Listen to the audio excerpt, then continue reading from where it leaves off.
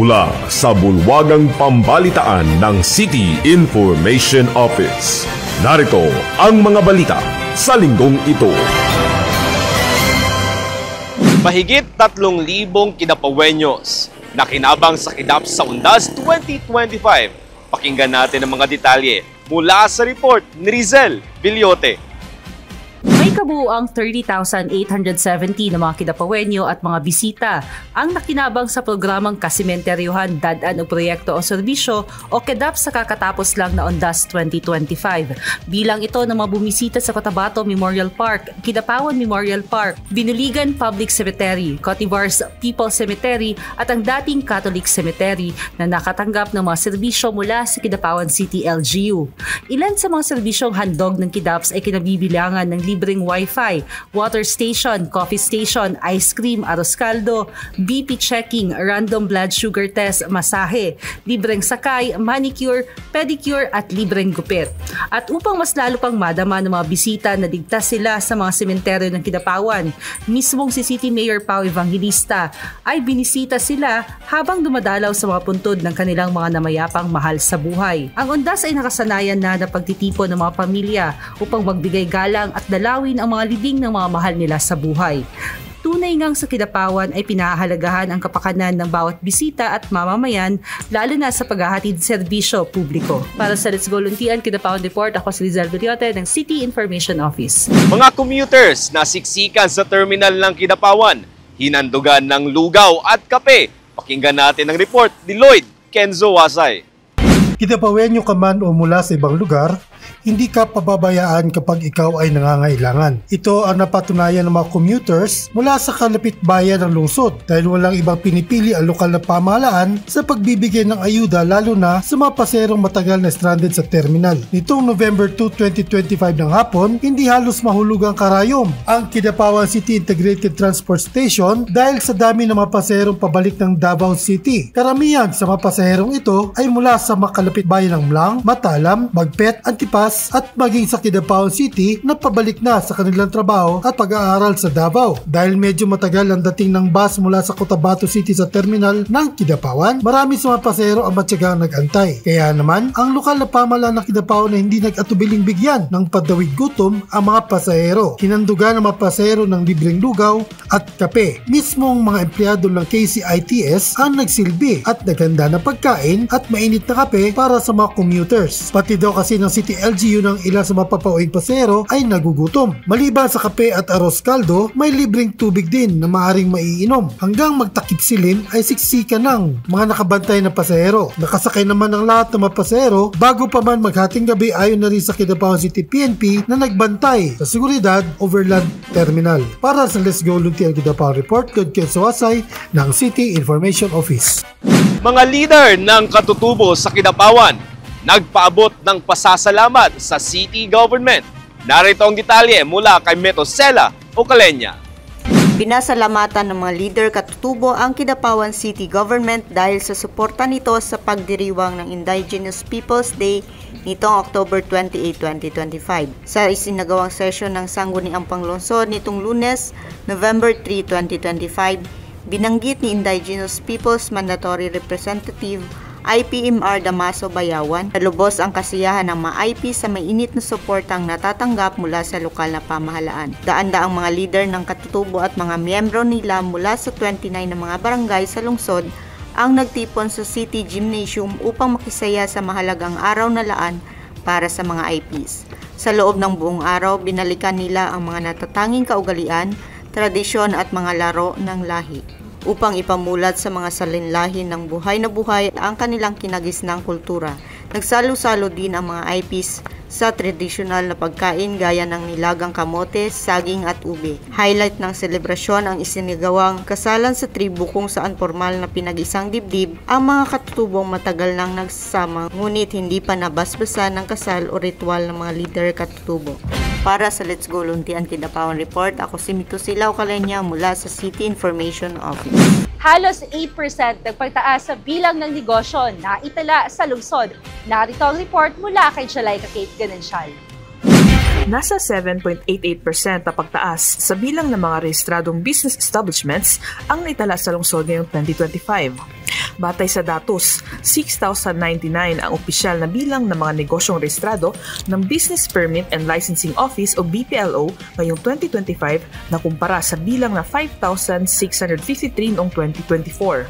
Kabilang sa mga nagsulputang negosyo sa Kidapawan ang mga coffee shops, boarding houses, sari-sari stores, pharmaceutical goods, washing and drying of textiles, water refilling stations, hardwares, travel agencies at marami pang iba. Ayon pa sa BPLO, tumaas ang bilang dahil na rin sa buong taong pagpapatupad ng Business One-Stop Shop online payment system gaya ng GCash at streamlined processing katuwang ang City Treasurer's Office, Bureau of Fire Protection, Office of the City Building Official, City Planning and Development Office at City Health Office. Patunay din ito sa malaking kumpiyansa ng mga mamumuhunan na mag-invest sa lungsod. Para sa Les Volunteer Kitapang Report, ako si Jeleka Kate ng City Information Office. Katapatang ipinamalas ng mga tricycle driver sa lungsod, kinilala ng city government. Narito ang report mula kay Von Black Herrera. Walang maliit o malaking bagay basta taos-puso itong isinauli, tiyak na may gantimpala mula sa langit. Ito ang pinatunayan ng mga tricycle drivers sa lungsod matapos nilang isauli ang mga gamit at perang naiwan sa kanilang mga tricycle. Pinarangalan ng Kidapawan City LGU sina Ruben Labis, Jovenar Dagaang, Marlon Pamat, Jervil Provida, Christopher Bagay, Richard Chodosio, Jesus Erejano, Felix Fermo, Romeo Mangaw, Dexter Clet, Ian Ray Lim, Ricky Duran, Marciano Ombrosa, Joel Labando, Arkelis Lanzaga, Jan Garcia, Wilner Exconde Jr., Eugenio Temario at Ernie Abordo. Ilan sa mga gamit na naisauli ng mga nabanggit ay kinabibilangan ng mga envelope na naglalaman ng mahahalagang dokumento, mga sapatos, damit at mga pitakang naglalaman ng pera at IDs. Nagkaisa naman ang mga opisyal ng lungsod na ilibre na ang registration ng mga nabanggit na tricycle drivers sa susunod na taon bilang gantimpala sa kanilang ipinamalas na katapatan. Pinasalamatan din ni City Mayor Attorney Jose Paulo Evangelista ang mga nabanggit dahil sa kanilang ipinakitang integridad at pagsilbing patunay na marami pa rin ang mga tapat na Kidapawenyo na hindi nasisilaw sa mga bagay na naiwan ng kanilang mga pasahero. Para sa Let's Go Luntian Kidapawan Report, ako si Von Black Herrera ng City Information Office. Kidapawan City nakatanggap ng Patient Transport Vehicle mula sa PCSO. Narito ang report mula kay Sheila Panerio. Formal na pinasinayaan ang bagong Patient Transport Vehicle o PTV mula sa Philippine Charity Sweepstakes Authority o PCSO noong araw ng Lunes, November 3, 2025. Kasama si Reverend Fred Palomar DCK na siyang nagbasbas at nananalangin sa bagong sasakyan na sinaksihan ng mga opisyal ng Kidapawan City LGU at mga kawanay kasabay ng lingguhang flag raising ceremony. Maliban sa lungsod ng Kidapawan ay tumanggap din ng PTV ang iba pang mga bayan ng Rehiyon 12 at mga kalapit na rehiyon nito. Laman ng bagong ambulansya ang kumpletong mga kagamitang pangmedikal na magagamit sa panahon ng emerhensiya. Sa kanyang mensahe, pinasalamatan ni City Mayor Paulo Evangelista ang mamamayan ng Pilipinas dahil sa buwis ng mga ito nanggaling ang perang ginamit pambili ng nabanggit na PTV. Para sa Let's Go Luntian Kidapawan Report, ako si Sheila Panerio mula sa City Information Office. Panguhuli sa mga violators kontra bisyo sa Kidapawan, mas pinaigting. Narito ang report mula kay China Baldos. Tuloy-tuloy ang ginawang paghuli ng city government sa mga lumalabag sa anti-smoking at vaping ordinance at iba pang mga ordinansang mga kaugnay sa bisyo. Sa ulat na inilabas ng Kidapawan City Anti-Vice Regulation o KidCare Unit, abot sa 1,201 na mga violators ng naturang mga ordinansa ang nahuli at pinamulta mula buwan ng Enero hanggang sa kasalukuyan. Nasa 1,195 ang lumabag sa City Ordinance Number 18-1211 o Anti-Smoking at Vaping Ordinance, 5 naman sa City Ordinance Number 15-1061 Regulating Operations of Bars and Videoke Bars. At isa sa article ng naturang ding ordinansa na nagbabawal bumili ng alak at sigarilyo mula alauna ng madaling araw hanggang alas 6 ng umaga. Mahigit naman sa 377,000 ang nakuliktang pinalidad ng city government sa violation ng anti-smoking and vaping ordinance. Samantalang, 11,500 sa hindi pagsunod sa ordinansang nagre-regulate sa operasyon ng mga bar at videoke bars. Panawagan ngayon ng lokal na pamahalaan na iwasan ang bisyo ng hindi mapatawan ng kaparusahan. Para sa Let's Go Luntian Kidapawan Report, Chayla Baldos, Dalaygon ang Diyos. Kolorum na motor at tambutsong bora-bora, dinurog ng city government. Pakinggan natin ang balita mula kay Leo Umban. Magsisilbing babala para sa mga matitigas ang ulo at pasaway ng mga motorista ang ginawang pagdurog ng piso ng Kidapawan City Government sa mga nahuling kolorom na motor at tambutsong bora-bora. Ginawa ang pagdurog at pagsira sa mga ito umaga nitong October 31 sa harap mismo ng City Hall. Iba't ibang violation ang sinuway ng mga motoristang nagmamay-ari ng mga motor at modified mufflers. Bahagi ito ng kampanya ng City Government kontra bisyo at iba pang illegal na aktibidad. Para sa Let's Go Luntian Kidapawan Report, ako si Leo Umban ng City Information Office. Kidapawan City LGU, nakibahagi sa Thanksgiving and inauguration ng bagong fire station at ambulansya ng BFP. Pakinggan natin ang balita mula kay Rachel Abelia. Sa pag-iwas sa sunog, di ka nag-iisa. Ito ang mensaheng palaging ibinabahagi ng Bureau of Fire Protection Kidapawan City sa mga Kidapawenyos.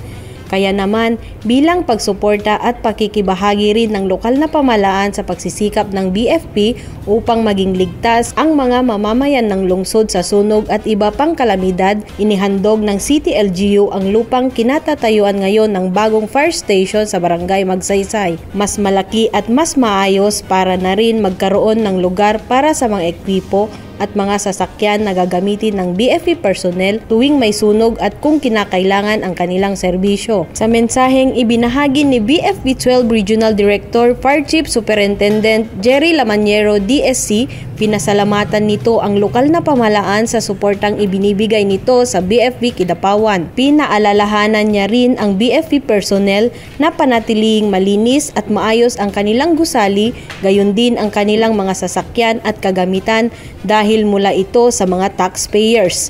Bukod sa bagong istasyon, ay may bagong ambulansya rin ang BFP Kidapawan na kanilang magagamit sa pagresponde tuwing may sunog at iba pang emergency situations. Para sa Let's Go Luntian Kidapawan Report, ako si Rachel Abelia ng City Information Office. Pinaagang seminar sa renewal ng tricycle, sinimula ng City Government. Narito si Limuel Macatol para sa balita. Pinaaga at sinimula na ng City Government ang seminar ng renewal ng mga tricycle sa lungsod para sa taong 2026. Pinangasiwaan ng City Tricycle Franchising Regulatory Board o CTFRB at Traffic Management and Enforcement Unit o TMEU ang naturang seminar. Muling nagpaalala ang CTFRB at TMEU sa lahat ng operator at driver na sumunod sa mga itinakda ng batas trapiko at pagpakita ng paggalang sa mga pasahero. Nagpatupad na rin ng QR code scanning para sa mga operator at driver. Bahagi ng digitalization ng tricycle permit to operate renewal. Narito ang schedule ng seminar: November 4, 5, 6, 7, 11, 12, 13, 14, 25, 26, 27 at 28. Mga requirements na dapat dalhin para sa mga mismong operator at driver ng tricycle: QR code, franchise card original, business permit card original, driver's license operator and driver, at government issued identification card. Para sa mga driver lamang ay QR code at driver's license. Makukuha ang QR code sa CTFRB. Magpapalabas naman ng anunsyo ang City Government kung kailan ang schedule ng inspeksyon ng mga tricycle bago iproseso ng mga operator o driver ang kanilang tricycle permit. 200 lamang ang bilang ng sasailalim sa bawat schedule ng seminar ayon sa CTFRB. Ginanap ang seminar mula 7:30 hanggang 11:30 ng umaga at 1 hanggang 5 ng hapon sa City Convention Center. Para sa Let's Go Luntian Kidapawan Report, Limuel Macatol ng City Information Office. Katatapos lang ng Undas, Rizal at Jelay, at medyo naging busy talaga ang lokal na pamahalaan sa pamamagitan ng ating KDAPS o kasimenteryuhan, dadaan og proyekto o serbisyo. And palapit naman ang Pasko at ito naman ang bago nating pinaghahandaan. At kung makikita nyo, Von and Jelay, nagstart na, nagsisimula ng mag-decorate, magsaayos, at mismo nga kahit sa ating City Hall, nagsisimula na kaming mag-decorate para sa papalapit na Pasko. So sa mga nangangailangan din ng kanilang mga Christmas decorations at gustong maranasan yung Paskong Pinoy, Von, may mga parol tayo available dito sa Kidapawan City. Malapit lang po sa ating Kidapawan City Cathedral. And mabibili yung mga parol dyan from 65 pesos, yung pinakamaliliit, hanggang sa 480 pesos. Doon naman sa malalaki at saka mga engrande na rin yung mga disenyo. That's right. And by the way, speaking of Christmas, malapit ng Pasko. Ilang araw na nga lang ba? 48 days na lang po, Pasko na! Ayan ha. At syempre pa, ngayong Biyernes, meron tayong inaasahang bagyo na paparating. Kaya naman paalaala lamang natin sa bawat isa na patuloy tayong magdasal at syempre mag-ingat, lalong-lalo na sa ating mga mahal sa buhay na nasa malayo, ay ipagdasal natin sila at naway sila'y maging ligtas sa darating na itong kabagyuhang ito. Yes. At kahit naman po na pabago-bago ang panahon, may bagyo ngayong Friday, ang panahon po natin ngayon is minsan po umiinit. So kaya naman po, let us always stay hydrated po, uminom ng tubig at magdala po ng payong. Ayan, magandang paalaala yun, Jelly. At by the way, yan na nga ang nakalap nating balita sa linggong ito. Sa ngalan ni City Mayor Attorney Jose Paulo Evangelista, City Information Officer William Moore Magbanwa, ako si Von Clark Herrera. At ako si Rizel Veliote. At ako naman po si Jelly Kate Canansyal. At ito ang CIO News!